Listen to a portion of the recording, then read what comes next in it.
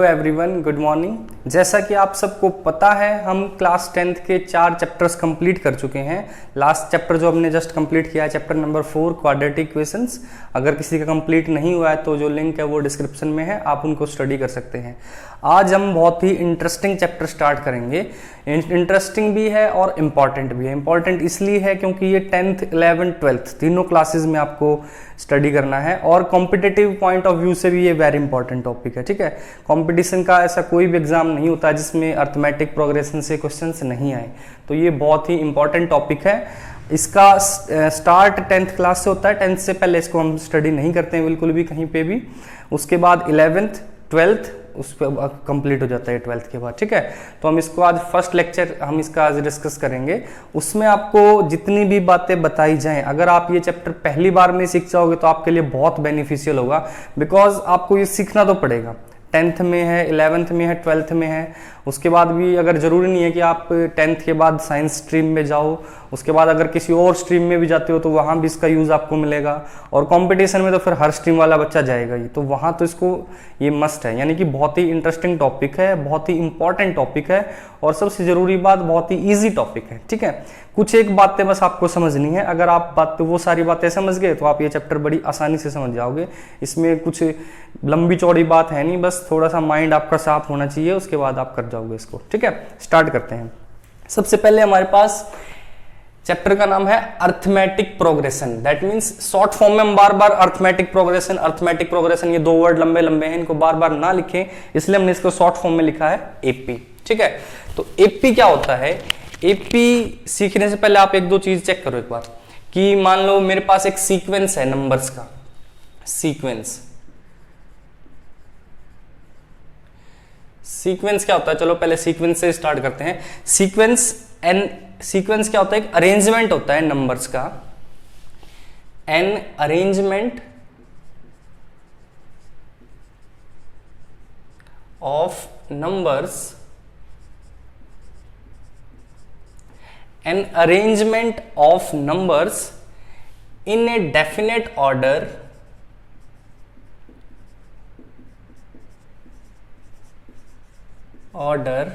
according to some rule.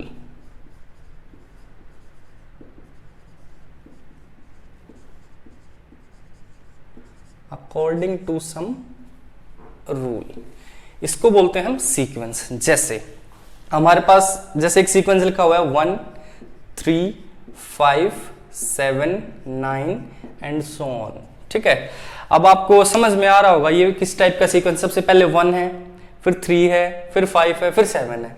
यानी कि आप देखते जा रहे हैं कि सारे ऑड नंबर सारे हैं। ठीक है ना, 1 3 5 7 9। अगर इसके बाद भी आपसे कोई पूछे तो आपको पता है क्या आएगा यहाँ, 11 फिर 13।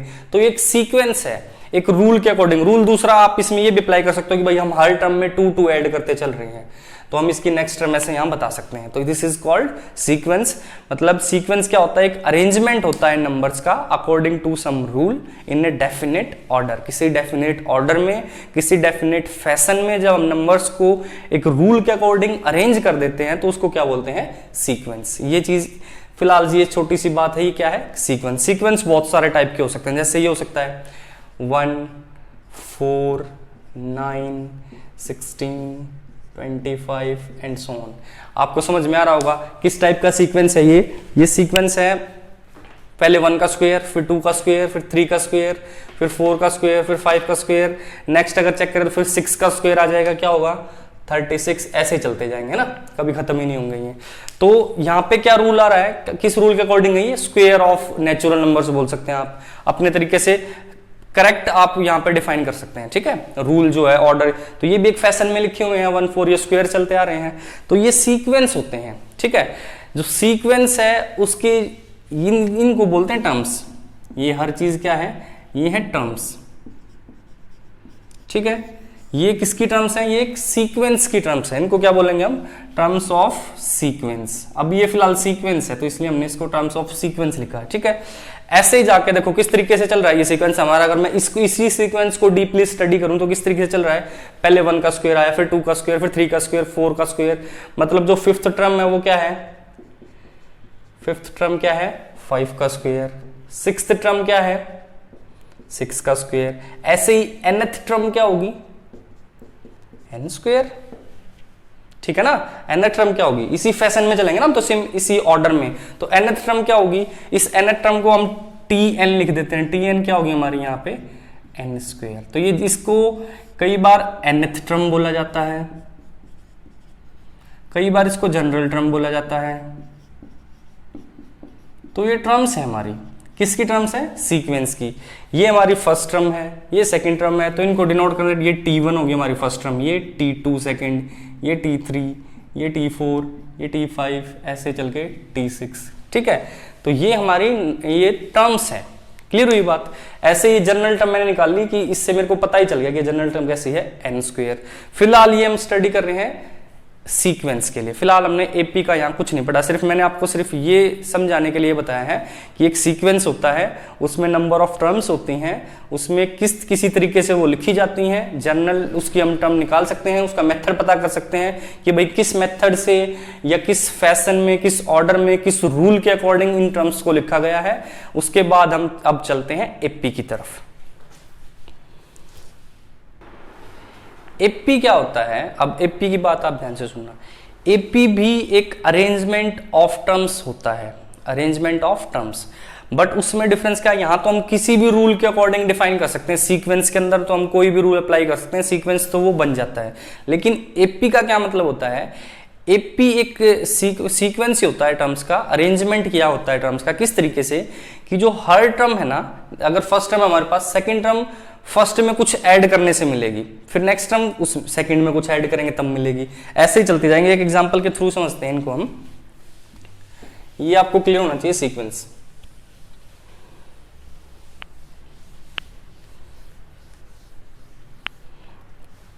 जैसे अभी एक एग्जांपल लिया था मैंने, वही दोबारा लेते हैं। 1 3 5 7 9 एंड सो ऑन। चलो ये हमारा सीक्वेंस तो है ही, इसको फर्स्ट टर्म बोल देते हैं। इस फर्स्ट टर्म को A1 और A, इसको हम दोनों तरीके से लिख सकते हैं, ठीक है। जो ये फर्स्ट टर्म होती है उसको A1 भी बोल सकते हैं और A भी। सेकंड क्या है यहाँ पे, ये A2 होगी मान लो, ये A3, ये A4 और ये A5, ऐसे चलते जाएंगे। कहीं पे लास्ट कुछ टर्म होगी, वो क्या होगी, AN, यानी कि ये nth टर्म है। जो फर्स्ट नंबर पे आ रही है वो A1 या A, इसके दो नाम हैं। जो सेकंड नंबर पे आती है वो A2, फिर A3 थर्ड नंबर पे, और जो n नंबर पे आ रही है वो nth टर्म होगी AN। क्लियर है। अच्छा, मैं यहां देख रहा हूं कि फर्स्ट टर्म है जो वो A1 है, उसमें 2 ऐड किया तो वो क्या बन गई, A2। क्लियर है ना। फिर A2 में 2 ऐड किया तो वो क्या बन गई जाके A3। देखो 3 + 2 5, फिर 5 में 2 ऐड करेंगे वो, ऐसे ही A3 में 2 ऐड करते हैं तो क्या बन रही है वो A4, 5 and 2 7 बन गई। अब इसमें 2 ऐड करेंगे तो A4 में 2 ऐड कर दिया तो वो क्या बन जाएगी A5। देखो क्या फैशन चला यहाँ, क्या रूल है इसका कि हर टर्म जो है ना, नेक्स्ट टर्म जो है वो अपने से पहले वाली टर्म में कुछ ऐड करने से मिल रही है ना। Every term obtained is adding some constant to its preceding term. Preceding का मतलब होता है पहले वाली टर्म। तो हर पहले वाली टर्म देखो 3 निकालनी है अगर मेरे को, तो मैंने 2 में कुछ ऐड किया, ठीक है। 4 निकालनी है तो 3 में कुछ ऐड किया। ऐसे अपने से पहले वाली टर्म में कुछ ऐड कर रहे हैं, और ऐड भी क्या कर रहे हैं, सेम चीज ऐड कर रहे हैं हम सभी में। कोई भी ऐसा नंबर नहीं आया जिसमें हमने कोई अलग चीज ऐड करी हो, यही एपी है, ठीक है ना।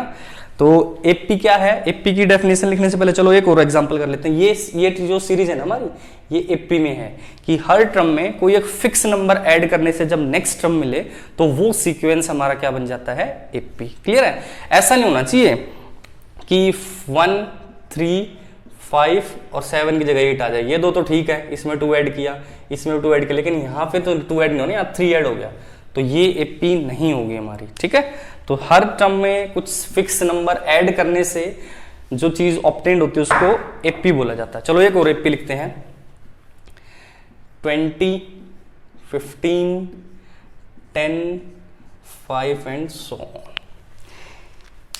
क्या ये भी एपी है? देखो ये हमारी फर्स्ट टर्म होगी, इसकी ये होगी A1 या A भी बोल देते हैं इसको, इसके दो नाम है, ये याद रखना। A1 और A दोनों फर्स्ट टर्म को ही बोला जाता है, ठीक है। फिर ये A2, ये A3 और ये A4। A2 कैसे मिली मेरे को? A2 कैसे मिली है? 20 थी 15 होगी यानी 5 कम हो गए, फिर 15 थी 10 होगी यानी 5 फिर कम हो गए, 10 थी 5 होगी 5 फिर, इस बार कम होते जा रहे 5। तो देखो मैं ऐसे लिख सकता हूँ A2 is equal two plus -5। इस बार क्या ऐड किया मैंने? -5 को ऐड ही तो किया है। दूसरी अब A3 मेरे को निकालनी है, तो A2 में से 5 कम कर दो, A2 प्लस -5। A4 निकालनी है तो A3 प्लस -5। मैं क्या समझाना चाह रहा हूं आपको कि ऐसा जरूरी नहीं है कि AP में सारी चीजें इंक्रीज ही होती जाए, सारी टर्म्स एक से बड़ी होती जाए, कम भी हो सकती हैं। कांस्टेंट नंबर इस बार क्या ऐड करने हैं हम? सब में तीनों में क्या ऐड किया इस बार हमने? -5। ये चीज ऐड हुई ना, पिछली बार 2 ऐड हुई थी, पिछली बार पॉजिटिव इंटीजर ऐड हुआ था, इस बार नेगेटिव इंटीजर ऐड हुआ है। ठीक है, तो ये भी क्या है? एक AP। क्लियर है आपको?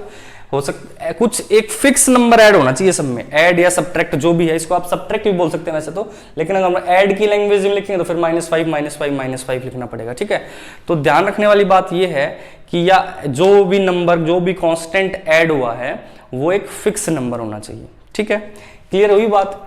AP एक बार दोबारा क्विक रिवीजन करते हैं इसका। AP क्या होता है? AP एक सीक्वेंस है टर्म्स का जिसमें हर टर्म कैसे ऑब्टेन होती है? अपने से पहले वाली को इंग्लिश में बोलते हैं प्रीसीडिंग। अपने से पहले वाली टर्म में कुछ एक फिक्स नंबर ऐड करने से, जब हर एक टर्म ऐसे ही इसी ऑर्डर को फॉलो करे कि कोई भी, अगर मैं A20 निकालूं यानी 20वीं टर्म निकालूं मैं A20, तो वो कैसे मिलेगी मेरे को? A19 में कुछ फिक्स ऐड करने से। अभी जो ये हम ऐड करें इसका भी नाम रखेंगे। ठीक है, तो अपने से पहले वाली 20वीं टर्म से पहले वाली क्या होगी? 19वीं, यानी कि A19, उसमें कुछ ऐड करेंगे। जैसे इस क्वेश्चन में 2 कर रहे थे, इसमें -5 कर रहे। हर क्वेश्चन में अलग चीज हो सकती है, वो कोई प्रॉब्लम वाली बात नहीं है। ठीक है, तो ये जो पैटर्न होता है इसको हम क्या बोलते हैं? AP। अब AP की प्रॉपर डेफिनेशन लिखते हैं।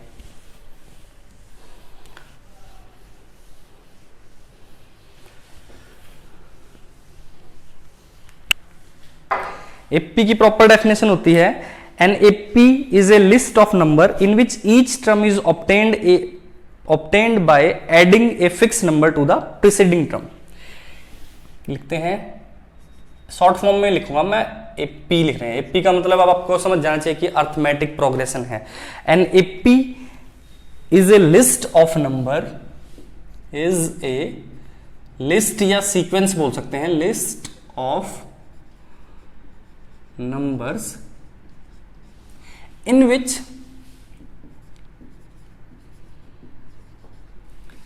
each term is obtained by an AP is a list of number or sequence of number in which each term is obtained by adding a fixed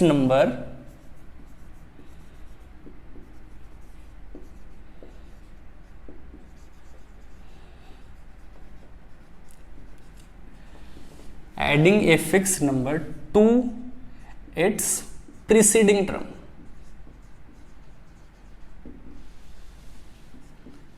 preceding का मतलब पहले वाली।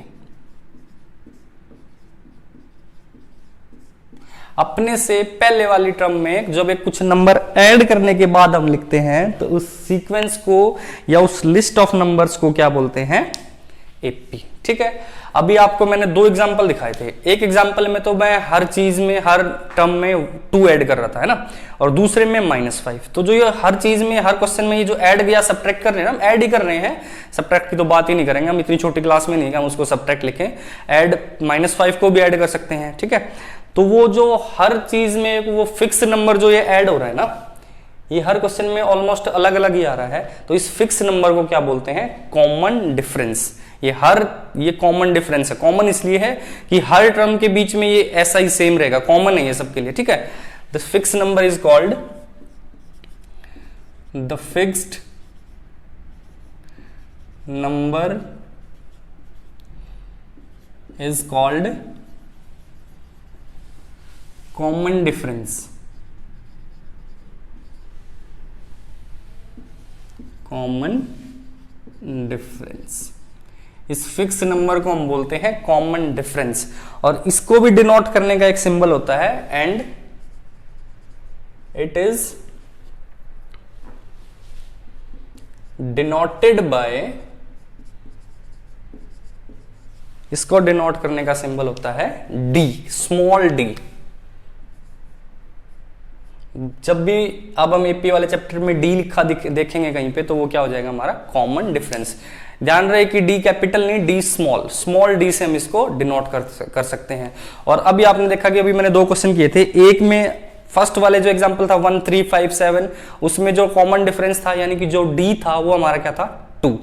Second जो question किया वो 20 15 10 5 वाला, उसमें जो डी था हमारा कॉमन डिफरेंस वो क्या था -5, यानी ये पॉजिटिव भी हो सकता है और ये नेगेटिव भी, और ये जीरो भी हो सकता है। जीरो वाले क्वेश्चन भी मैं भी आपको कराता हूं।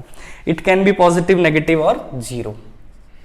It can be positive,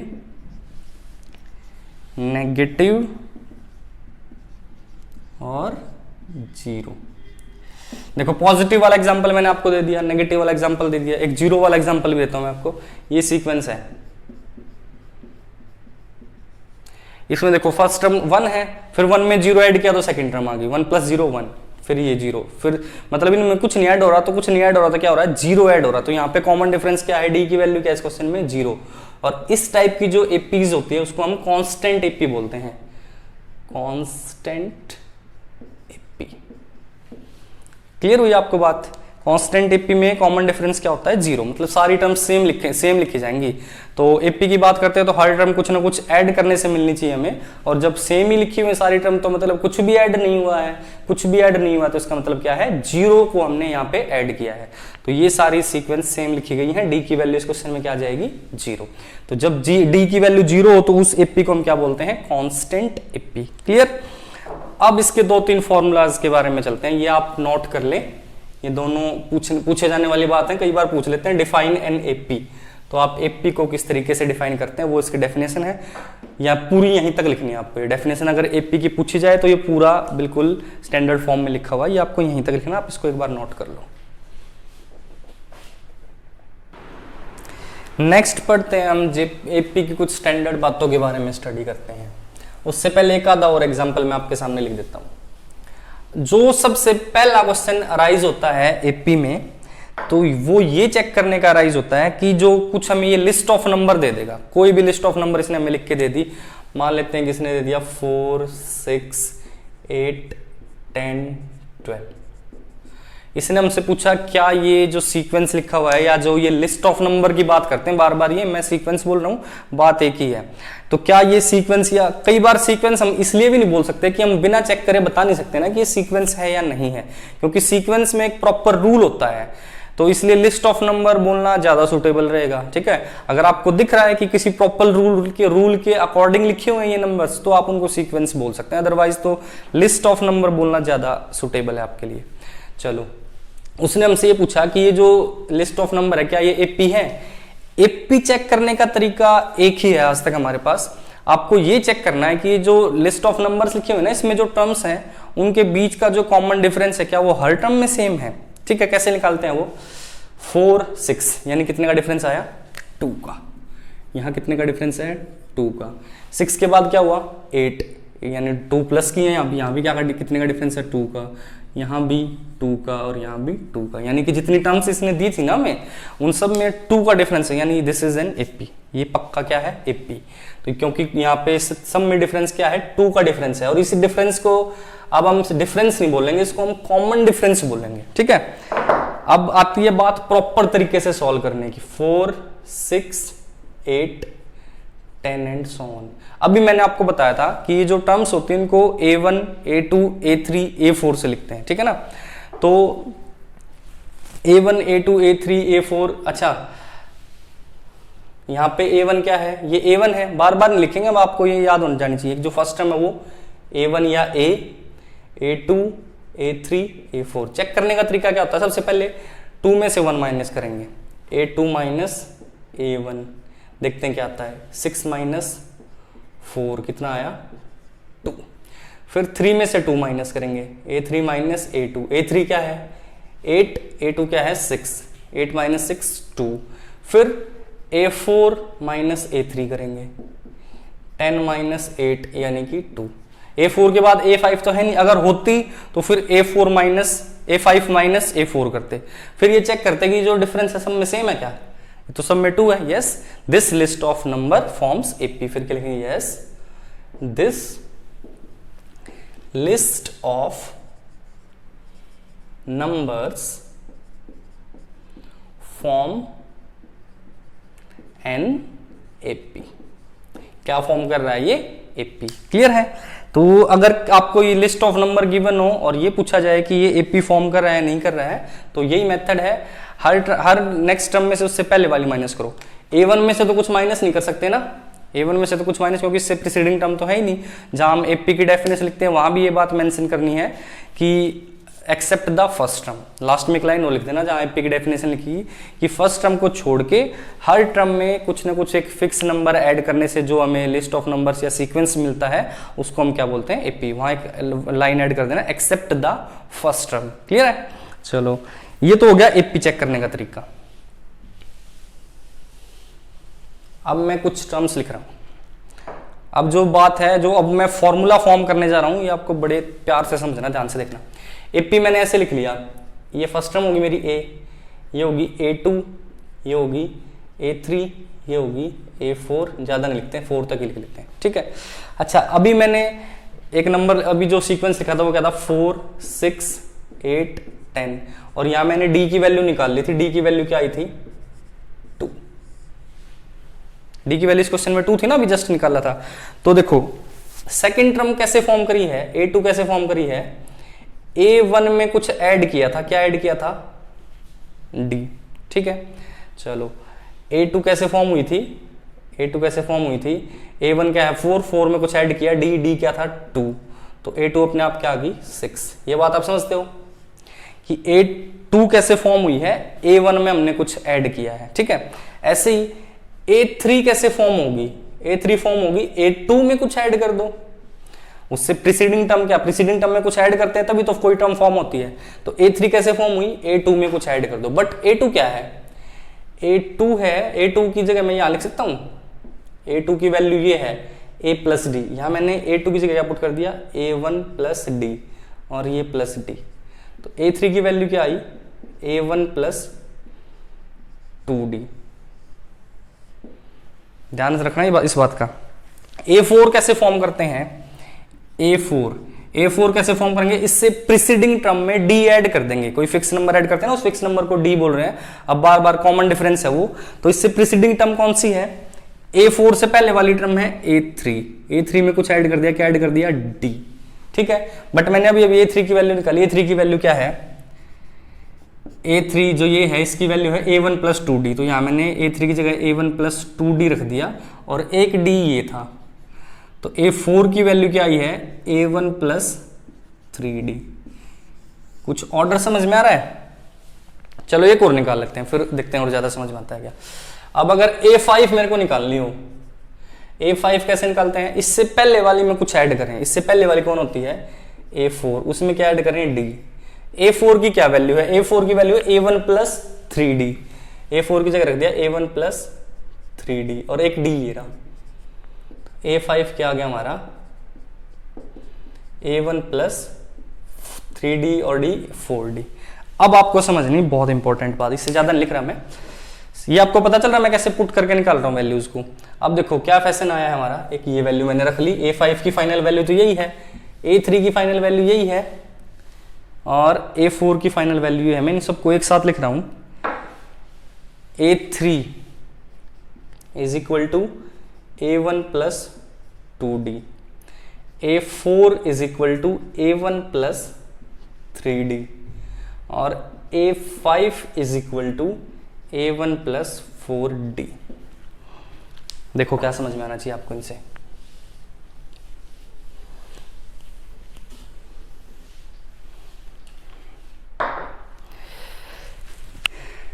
A1 के दो नाम होते हैं, A1 या A, तो मैं A लिख रहा हूं यहां, A1 हटा दिया क्योंकि बात तो एक ही है।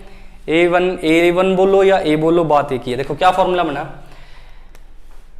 A1 equal to A, A2 A में D ऐड कर दिया, 3 था A में 2 D ऐड कर दिए, यहाँ 4 है तो 3 D ऐड कर दिया, यहाँ 5 है तो 4 D ऐड कर दिया। मतलब जितने नंबर वाली टर्म निकाल रहे हैं ना A में उससे एक कम करके, यानी तीसरे नंबर वाली टर्म निकाली A3, तो 3 में एक कम किया तो क्या आया 2, तो 2D ऐड हो गया उसमें, ठीक है। फिर फोर्थ नंबर वाली निकाली तो उसमें 4 में एक कम किया तो 3D ऐड कर दिया A में, A तो सब में है, ठीक है। फिर 5 निकाली तो 5 से एक कम 4D। ऐसे अगर 6th निकालते तो A तो है ही, 6 में से एक कम 5D। ऐसे अगर 7th निकालते तो A तो है ही साथ में, 6 में से एक कम 7 में से एक कम 6D।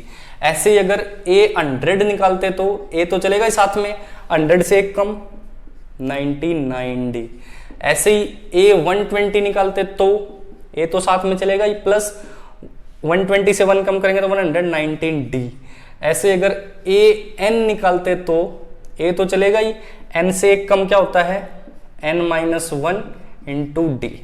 This is the most important formula, ये आपने ड्राइव कर लिया है। मोस्ट इंपॉर्टेंट फॉर्मूला कैसे है, इस फॉर्मूले की हेल्प से हम किसी भी एपी की कोई किसी भी नंबर की टर्म निकाल सकते हैं। सिर्फ हमें दो चीजों की जरूरत होती है, ए की और डी की। तो A and D R very important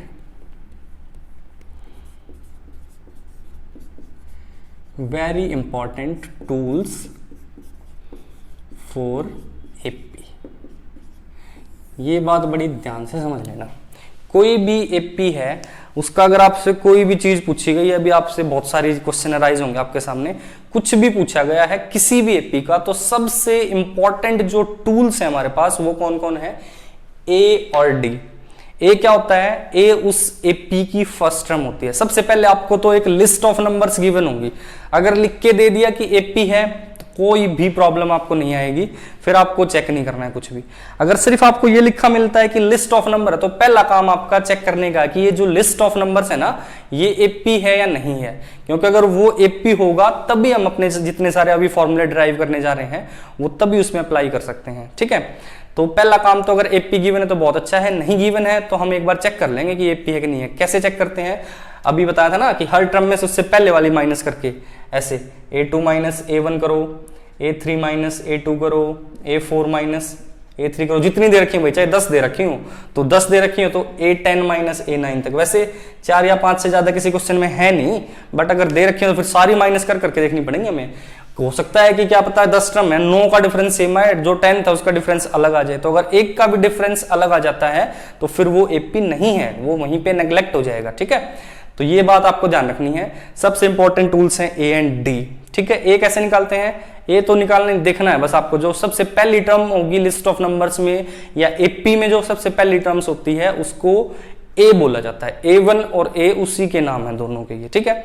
फिर डी माइनस कर करके देखेंगे, अगर सेम आ रहा है तब वो डी है, अगर एक में डिफरेंट आ गया फिर वो डी नहीं है। क्योंकि डी होता क्या है, डी होता है कॉमन डिफरेंस। डी क्या था हमारा, कॉमन डिफरेंस, ठीक है। क्लियर आपको ये बात। अब सबसे ध्यान का, अब ये फॉर्मूला आप कभी भूलना नहीं चाहिए आपको, ये इसको बोलते हैं nth term of AP, nth term of AP whose first term is A and common difference is D. nth term of AP, ये nth टर्म ऑफ एपी का फॉर्मूला है, किस एपी का, जिसकी फर्स्ट टर्म ए है और जिसका कॉमन डिफरेंस क्या है, डी। इनको इन्वर्टेड कॉमास में डाल दो, ठीक है। ये पूरा जो रूल है ये आपको क्लियर हो जाना चाहिए। कैसे निकाले थे मैंने, ये तो वीडियो लेक्चर आप रिपीट भी करके सुन सकते हो मेरी बात, ठीक है। तो ये nth टर्म का फॉर्मूला हमने लिख लिया यहाँ पे, क्लियर है। nth टर्म से अब आगे चलते हैं, आगे देखते हैं क्या क्या आते हैं। अब आपने सारी बातें सीख ली हैं एपी की, तो अब मैं एपी को एक दूसरे तरीके से आपको लिख के दिखा रहा हूं। दूसरा तरीका क्या है, आपने सीख ही लिया है, वो बस लिख के देखना उसको कैसे है।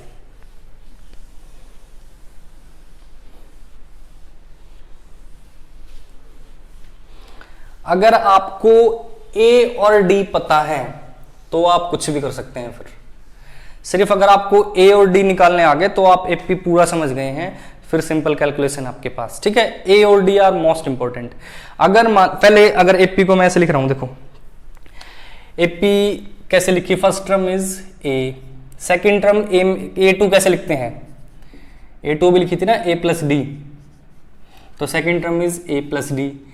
ए थ्री का क्या फॉर्मूला बनाया था, अब 3 में से 1 कम कर दो, ए प्लस 2d, ए प्लस 2d, ऐसे ही next a plus 3d, a plus 4d, so on. ये क्या है हमारी AP, general term of AP. ये जनरल टर्म्स है एपी की, जिनका कॉमन डिफरेंस क्या है,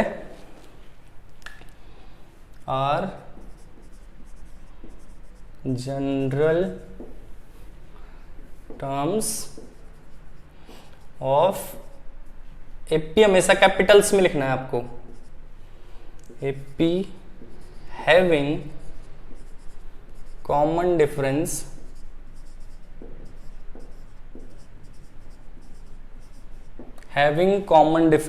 डी, जिनका कॉमन डिफरेंस क्या है, डी। और डी का भी फॉर्मूला लिख ही देता हूं मैं आपके सामने। डी क्या है, नेक्स्ट टर्म में से उसके पहले वाली माइनस करनी है, ठीक है। कैसे, ए के प्लस 1 में से के प्लस 1 से पहले वाली कौन सी होगी, एक माइनस कर दो, ए के। ये डी का फॉर्मूला होता है। या के की जगह एन लिख लो, हम एन में चलाएंगे पूरी एपी को, तो एन प्लस 1 में से ए एन माइनस करते हैं, एन की वैल्यू पुट करते जाना। एन कहाँ से स्टार्ट होगा, 1 2 3 सोन, यानी कि नेचुरल नंबर होगा एन यहाँ पे हमारा, ठीक है। और वैसे भी जो नंबर्स ऑफ टर्म्स है, n is always a natural number, n is always a natural number. फिर दोबारा एन टर्म का फॉर्मूला लिख देते हैं, a n is equal to a plus n minus 1 into d, where n is natural. N natural number क्यों है, क्योंकि N की जगह 1/2 नहीं पुट कर सकते हम कि 1/2th टर्म। हाफ टर्म कौन सी होगी, कोई नहीं, या तो पहली टर्म होगी, या दूसरी होगी, या तीसरी होगी, या चौथी होगी, है ना। तो ऐसे तो नहीं है कि ट्रेन आती है तो पहली ट्रेन आएगी या दूसरी ट्रेन आएगी, ये तो है नहीं कि 1 यूनिट 1/2 या 1.5 ट्रेन आएगी या 2/3 ट्रेन आएगी, ऐसा तो कुछ है नहीं। तो ये नंबर्स हैं कि कौन से नंबर पे है, ठीक है ना। जो 5वें नंबर पे है वो 5th टर्म है, अब 5.5वां नंबर तो कोई हो नहीं सकता, तो इसलिए जो ये एन है वो नेचुरल नंबर होता है हमारा। ये तो पहले नंबर पे टर्म है, या दूसरे तीसरे चौथे 5वें, अगर एन नंबर पे है, एन हमारा नेचुरल है, तो ये फॉर्मूला है। अब हम यहाँ से कुछ भी निकाल सकते हैं। अगर मेरे को मान लो 25th टर्म निकालनी है इसी एपी की, और ए और डी इसने मुझे दे दिया, या मैंने देख के निकाल लिया वहां से, तो बस एन की जगह 25 पुट करना है इस फॉर्मूले में। आपको क्या होगा, ए 25, एन की जगह 25 हो गया, ए प्लस 25 माइनस 1 इंटू डी, क्या हो जाएगा, a plus 25 minus 1 24 into D, बात खत्म, ठीक है। उसके बाद एपी की 2 टाइप्स होती हैं, finite AP and infinite AP. Finite AP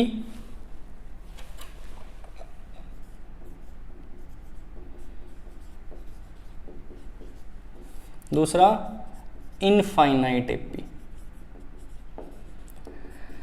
finite AP वो होता है जिसमें नंबर ऑफ टर्म्स फाइनाइट हो। जैसे मैंने अभी एक एपी लिखा था आपके सामने 1 3 5 7 9 एंड सो ऑन, है ना। तो ये जब डैश डैश डैश लिख के आ गया ना, तो हमें ये नहीं पता इसमें नंबर ऑफ टर्म्स कितनी ना हम फाइंड कर सकते। कोई भी टर्म लिख लो आप, उसमें 2 प्लस कर देंगे तो उससे नेक्स्ट टर्म अपने आप आ जाएगी, तो हम इसकी फाइनाइट नंबर ऑफ, इसकी जो नंबर ऑफ टर्म्स है वो फाइंड नहीं कर सकते, मतलब हम इसकी लास्ट टर्म नहीं फाइंड कर सकते। लास्ट टर्म एक ये और वर्ड है, लास्ट टर्म को लिखने का तरीका एल होता है, एल से डिनोट करते हैं हम किसी एपी की लास्ट टर्म को। ऐसे जाके कहीं यहाँ एल होगी, वो लास्ट टर्म होगी इसकी। बहुत सारे एपी होते हैं जिनकी लास्ट टर्म मिल जाती है, बहुत सारे एपी नहीं होते हैं जिनकी लास्ट टर्म नहीं मिलती हमें। तो जिनकी टर्म्स को हम, जिस एपी की टर्म्स को हम काउंट कर सकते हैं, काउंट हम तभी कर पाएंगे जब हमें लास्ट टर्म की वैल्यू पता होगी, ठीक है। तो जिन एपीज की हम टर्म्स को काउंट कर सकते हैं वो फाइनाइट एपी में आता है, जिनकी टर्म्स को काउंट नहीं कर सकते वो इनफाइनाइट एपी में आता है। तो मोस्टली हमारे पास इनफाइनाइट एपी के ही क्वेश्चन आएंगे। कुछ एक क्वेश्चन हो सकता है कि फाइनाइट एपी के आ जाए, वो ये खुद स्टॉप कर देगा एपी को, ठीक है ना। वैसे तो एपी स्टॉप हो नहीं सकता, अगर ये खुद ही स्टॉप कर दे कि भाई यहीं तक, इससे आगे है ही नहीं, तो फिर वो फाइनाइट एपी हो जाता है। अदरवाइज सारे ये डैश डैश लग के आया तो इसकी तो हम नंबर ऑफ टर्म्स काउंट नहीं कर सकते, तो ये सारे किस में आते हैं, इनफाइनाइट एपी के अंदर ये सारे आते हैं। ठीक है, अब आप बहुत सारी बातें सीख चुके हैं, अब मैं आपको क्वेश्चन कराना स्टार्ट करता हूं एक्सरसाइज, जो कौन सा चैप्टर, फिर 5.1 से। तो क्वेश्चन से फिर आपको इजी लगने लगेंगे सारे मेथड। ठीक है, क्वेश्चन स्टार्ट करते हैं इसके। नेक्स्ट, मैं पहले आपको सेकंड क्वेश्चन करा रहा हूं एक्सरसाइज 5.1 का। फर्स्ट थोड़ा सा अभी आप इतने मैच्योर नहीं हुए एपी के लेके कि आप फर्स्ट क्वेश्चन कर लें, तो पहले इजी क्वेश्चन कराता हूं आपको, थोड़ा और एपी को जान लो, फिर फर्स्ट क्वेश्चन कराऊंगा इसके बाद। ठीक है, ये मत सोचना कि सर कराएंगे नहीं, क्वेश्चन सारे कराए जाएंगे। तो क्वेश्चन नंबर 2 है, right the first 4 terms of AP when first term A, first term को क्या बोलते हैं हम, वैसे भी ए ही बोलते आ रहे हैं फर्स्ट टर्म को, and the common difference D, common difference क्या है, डी आर गिवन, डी और ए गिवन है। आपको एपी की पहली 4 टर्म्स लिखनी है, फर्स्ट 4 टर्म्स। अभी आपको बताया गया था कि सबसे इंपॉर्टेंट टूल्स कौन से हैं, ए और डी। ए और डी पता है तो आप सब कुछ कर सकते हो, सिर्फ एपी का। ठीक है ना। तो अभी जो चीजें लिखवाई गई थी कैसी होती थी, एपी की जनरल टर्म ऑफ एपी क्या होती है, ए प्लस डी, ए प्लस 2d, ए प्लस 3d, 1 2 3 4, चारों टर्म होगी। ये फर्स्ट टर्म A1 बोलते हैं जिसको, ये सेकंड, और ये थर्ड, और ये फोर्थ। लिख दो ना, फिर क्या दिक्कत आ रही है। फर्स्ट टर्म तो इसने दे ही रखी है तो लिख ही नहीं रहा उसको मैं, a is equal to 10। Second term a2 is equal to a plus d. Second का क्या फॉर्मूला होता है, a प्लस डी। a कितना है, a 10 है और d भी क्या है 10, तो a2 कितना आ गया हमारा 20। Third term a3 is equal to क्या होती है, a प्लस 2d, यानी a कितना, a 10 plus 2 into D, D भी क्या है 10, कितनी होगी 10 प्लस 20, यानी कि a3 इज इक्वल टू 30। ठीक है, फिर फोर्थ का क्या फॉर्मूला होगा, a4 is equal to a plus 3d, a फिर वही 10 प्लस 3 इंटू डी क्या है 10, 10 प्लस 30, a4 है ना ये, a4 इज इक्वल टू कितना हो गया 40। पहली 4 टर्म्स निकाल ली, तो फिर एक बार लिख देंगे इसको। So first FIRST, first 4 terms of AP are किस तरीके से होंगी, फर्स्ट टर्म क्या थी, फर्स्ट टर्म थी 10, सेकंड क्या आई थी A2 20, फिर क्या आई 30, फिर क्या आई 40। क्लियर है क्वेश्चन आपको। इसी तरीके से नेक्स्ट क्वेश्चन होंगे, ये क्लियर होना चाहिए आपको, ये नोट स्क्रीनशॉट ले लो इसका लेना है तो। नेक्स्ट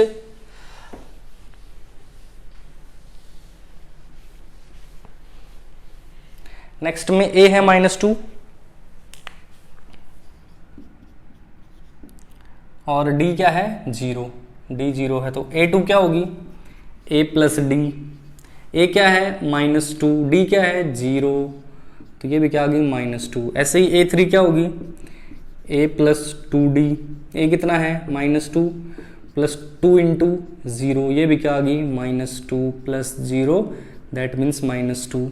ऐसे ही a4 भी क्या आ जाएगी, ये भी -2 आ जाएगी। तो AP क्या हुआ हमारा -2 और -2, ये कांस्टेंट AP आ गया। जिसमें कॉमन डिफरेंस 0 होता है वो कांस्टेंट AP होता है हमारा। नेक्स्ट में A है 4, A2 A प्लस डी, यानी कि 4 प्लस डी क्या है -3, 4 प्लस माइनस माइनस, 4 माइनस 1 कितना हो गया 1। A2 क्या है हमारा 1।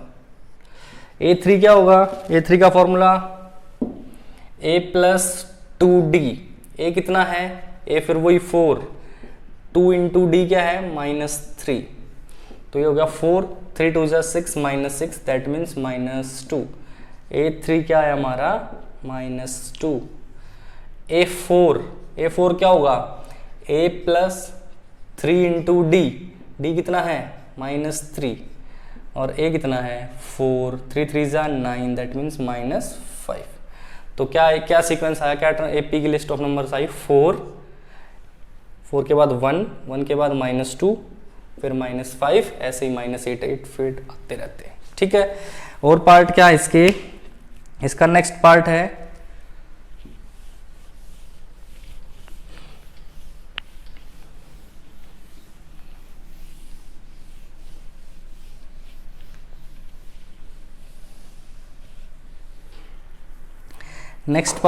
A-1 D1/2। फोर्थ पार्ट जो इसका शायद फोर्थ ही होगा ये, A-1 D1/2। ए तो आ गई, A2 क्या होगी A प्लस डी, यानी कि -1 प्लस 1/2। क्या आज तक आपने इसको सॉल्व नहीं किया तो डरने की कोई बात है ही नहीं यहाँ। -2 कितना बचेगा -1/2, ये आ गई हमारी A2। फिर A3 A plus 2D, A कितना फिर वही -1, 2 इंटू डी, डी क्या है 1/2, 2 से 2 कैंसिल हो गया, -1 प्लस 1 दैट मीन्स 0।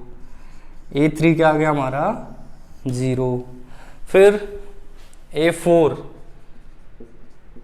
A4 का क्या फॉर्मूला होता है A प्लस 3D, A कितना है, A क्या है क्वेश्चन में -1, 3 इंटू डी क्या है 1/2, यानी कि -1 प्लस 3/2, ये हो गया -2, ये हो गया 1/2, A4 ही आ गया। तो AP क्या होगी हमारी, फर्स्ट टर्म क्या है -1, सेकंड टर्म क्या है -1/2, थर्ड क्या है 0, फोर्थ क्या है 1/2।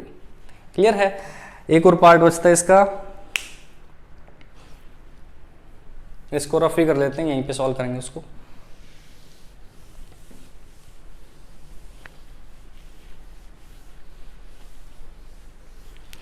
Next part is fifth part, A is -1.25, D क्या होगा -0.25। कैलकुलेशन आती है ना डेसिमल में ऐड सब्ट्रैक्ट करना, तो क्या प्रॉब्लम है, कुछ भी प्रॉब्लम नहीं है क्वेश्चन में। कैसे स्टार्ट करेंगे, second term A2 is equal to A plus d, that means -1.25 plus -0.25, तो होगा -1.25 प्लस -0.25। जिसको ऐड नहीं करना था -1.25 डेसिमल के नीचे डेसिमल लगाओ, डेसिमल से पहले 0 है 25, ये भी नेगेटिव है तो ऐड हो जाएंगे 5 5 10 2 4 1 नेगेटिव। तो ये कितना आ गया A2 हमारा आ गया यहाँ पे -1.50। ठीक है। A3 का formula A plus 2D, A फिर वही -1.25 plus 2D, 2 multiply minus of 0.25, that means -1.25, ये फिर 25 के साथ मल्टीप्लाई, इसके 2 के साथ मल्टीप्लाई -0.50 हो जाएगा, और इनको जब ऐड करेंगे हम 5 7 1 -1.75, ये A3 आ गई। ऐसे ही A4 क्या होगी, A4 होगी A3 प्लस D, या तो ऐसे लिख लो या फिर वो A प्लस 3D। A है हमारा -1.25 प्लस 3 इंटू -0.25, -1.25 -0.75, 5 5 10 7 2 9, ये भी 10 हो गया, 2 नेगेटिव, ये होगी -2.00, या इसको -2 ही लिख सकते हैं। तो AP क्या आ गया हमारा, फर्स्ट टर्म क्या है -1.25, उसके बाद आई -1.50, उसके बाद आई -1.75, और उसके बाद -2 आ गई, या 0.00 भी लगा दो। ठीक है, ये क्वेश्चन नंबर 2 था। अब क्वेश्चन नंबर 3 करते हैं, फिर फर्स्ट पे आएंगे। ठीक है, नेक्स्ट है क्वेश्चन नंबर 3। क्वेश्चन नंबर 3 की स्टेटमेंट है फॉर द फॉलोइंग एपीज, ये लाइन मैंने यहाँ लिखी नहीं है। क्वेश्चन की स्टेटमेंट में पहली टर्म है फॉर द फॉलोइंग एपीज, यानी कि जो नीचे लिखे ना ये एपीज हैं ऑलरेडी। ठीक है, right the first term and the common difference, इनकी फर्स्ट टर्म लिखो और कॉमन डिफरेंस लिखो, ठीक है। तो ये जो फर्स्ट लाइन है ना, ये मैंने क्यों हाईलाइट करी है, फॉर द फॉलोइंग एपीज, कि ये एपीज हैं। अगर ये एपी नहीं होते तो फिर हमें चेक करना पड़ता ये एपी है या नहीं है। उसके लिए कॉमन डिफरेंस हमें इसमें से इसको माइनस करके देखते, इसमें से इसको, इसमें से इसको, अगर तीनों सेम आते हैं तब जाके मैं बोलता कि एपी है, बट इसने तो पहले ही बोल दिया ना एपी है, तो एपी है तो फिर कॉमन डिफरेंस सेम होगा। एपी होने का मतलब यही है कि कॉमन डिफरेंस क्या होगा, सबका सेम। तो सिर्फ किन्हीं दो टर्म्स को माइनस करके देख लेंगे, सबको करने की जरूरत नहीं है, हमारा ये काम बच जाएगा। तो बिल्कुल बच्चों वाला क्वेश्चन है, क्या पूछा है, फर्स्ट टर्म क्या है इसकी, a इज इक्वल टू 3 और d इज इक्वल टू, इसमें से इसको माइनस कर दो 1 minus 3, d is equal to क्या हो गया -2। क्लियर। दूसरा जो एपी है उसमें a क्या है, first term -5, d is equal to a2 minus a1 कर दो, वहां भी लिख देना -1 माइनस a1 क्या है -5 है ना हमारी, तो -1 माइनस प्लस 5 कितना आ गया 4। a इज इक्वल टू आया 5, d is equal to a equal to आया -5, d इक्वल टू आया 4। नेक्स्ट जो एपी है वो कुछ ऐसा है, थर्ड जो पार्ट है इसका, देखो बच गया ना, स्टेप बच गए हमारे। अगर एपी नहीं लिख के देता नहीं है तो फिर हर टर्म को माइनस करके देखना पड़ता, a2 minus a1, a3 minus a2, a4 minus a3, तब श्योर हम जाके तब होते जब सारे आंसर सेम आ जाते कि हाँ भाई एपी तो है, ठीक है। जो इसका नेक्स्ट पार्ट है थर्ड, वो है 1/3, 5/3, 9/3 एंड लास्ट इज 13/3। अगर पहले ये दो भी पता होती तो भी काम चल जाता हमारे, लास्ट की तो लिखने की जरूरत भी नहीं थी, ठीक है ना। ए क्या है, फर्स्ट टर्म क्या है इस एपी की 1/3, डी क्या होगा a2 माइनस a1, a2 है 5/3 एंड -1/3, ये क्या हो गया 4-3, तो d हो गया हमारा 4-3, ठीक है।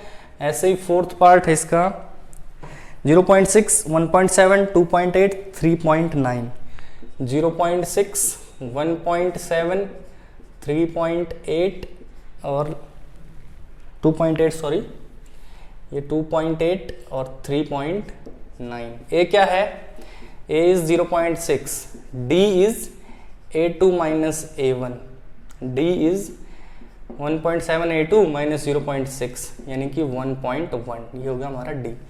अगर ये लाइन हमें लिख के ना देता कि फॉर द फॉलोइंग एपीज, तो फिर क्या प्रॉब्लम आती, फिर देखो ये d है ना, जो ये मेरे को पहले मैंने a2 माइनस a1 कर लिया, अब ये आया मेरा 1.1, फिर a3 माइनस a2 करता है, a3 क्या है 2.8 माइनस 1.7, ये भी क्या था 1.1। ऐसे ही फिर a4 माइनस a3 करता 3.9 माइनस 2.8, ये भी क्या था 1.1 ही आया क्योंकि पहले बोला हुआ ये एपी है, ठीक है ना। तो फिर ये काम और एक्स्ट्रा करना पड़ता, तब जाके हम श्योर हो जाते हैं हाँ ये एपी है जिसका d 1.1 है और a इसकी क्या है 0.6, ठीक है। फर्स्ट लाइन इसने लिख के दे दी कि भाई ये एपी है, तो फिर हमें करने की जरूरत नहीं पड़ी। क्लियर हुआ। तो ये जो टॉपिक है एपी का ज़्यादा लंबा नहीं चलेगा, इसमें जल्दी जल्दी क्वेश्चन हो जाएंगे।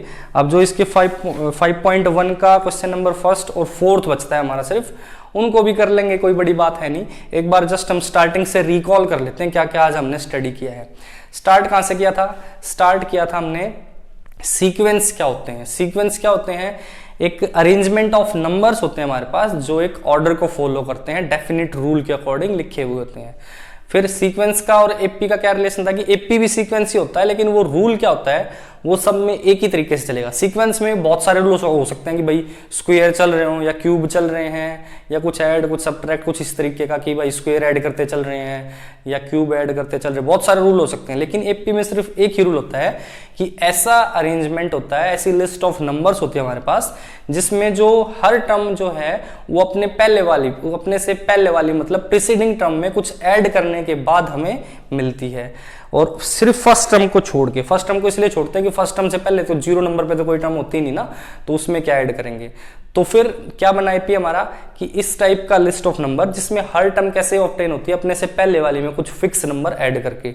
वो फिक्स नंबर 0 भी हो सकता है, वो पॉजिटिव भी, वो नेगेटिव हमने देखा। उस फिक्स नंबर को क्या बोलते हैं, कॉमन डिफरेंस, ठीक है। फिर हमने nth टर्म का फॉर्मूला पढ़ा, वो कैसे ड्राइव किया था वो आपको मैंने पूरा फॉर्मुलेट करके दिखाया। an क्या होता है, a plus n-1 into D, ये हमारा हो गया nth टर्म का फॉर्मूला। ठीक है, ए देखा, डी देखा, जनरल टर्म ऑफ एपी देखी, फाइनाइट एपी, इनफाइनाइट एपी, फिर हमने ये पता लगाया कि भाई सबसे इंपॉर्टेंट जो टूल्स होते हैं वो क्या होते हैं, ए और डी। अगर हमें एपी के क्वेश्चंस में ए और डी पता हो तो हम पूरे एपी को अच्छे तरीके से खोल के सब निकाल सकते हैं। ठीक है, तो फर्स्ट जो एक्सरसाइज है उसमें हम सिर्फ यही पढ़ेंगे कि एपी कैसे चेक करते हैं, एपी कैसे चेक नहीं करते हैं। तो मैं कुछ एक क्वेश्चन लिख रहा हूँ, वो आपको एक बार खुद ट्राई करके देखने हैं। इनसे रिलेटेड ये जो मैंने आज कराए हैं एक तरीके से आपका असाइनमेंट है, ये आपको खुद करना है। अगर आप ये कर गए तो मैं समझूंगा आज वाला लेक्चर आपका बहुत अच्छे से क्लियर हुआ है। तो कुछ एक क्वेश्चन हैं फॉर द एपी, क्वेश्चन है ये, आप ये नोट डाउन कर लेना। फॉर द एपी, एपी है 3/2, 1/2, -1/2, 3/2, 1/2, -1/2, -3/2, 3/2, 1/2, -1/2, 3/2. Write the first term and the common difference.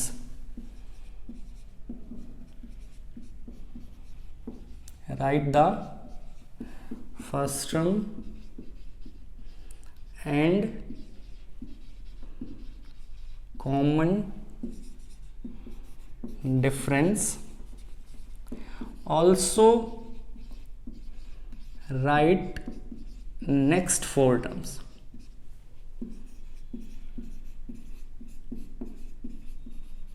ठीक है, नेक्स्ट 4 टर्म्स का मतलब क्या हुआ यहाँ पे, देखो first, second, third, fourth term तक तो यहाँ गिवन है। नेक्स्ट 4 मतलब 5th, 6th, 7th, 8th, वो आपको लिखनी है। 5th का फॉर्मूला क्या होगा, a+4d, 6th का a+5d, 7th का a+6d और 8th का a+7d। तो अब इसकी a और d निकालोगे तो उसके बाद आप चेक कर लेना कि इसकी जो नेक्स्ट 4 टर्म्स क्या होंगे। तो इसमें आपको दोनों काम करने हैं, जो काम मैंने 2 क्वेश्चंस में किया आपको एक में ही करना है। ठीक है, और एक क्वेश्चंस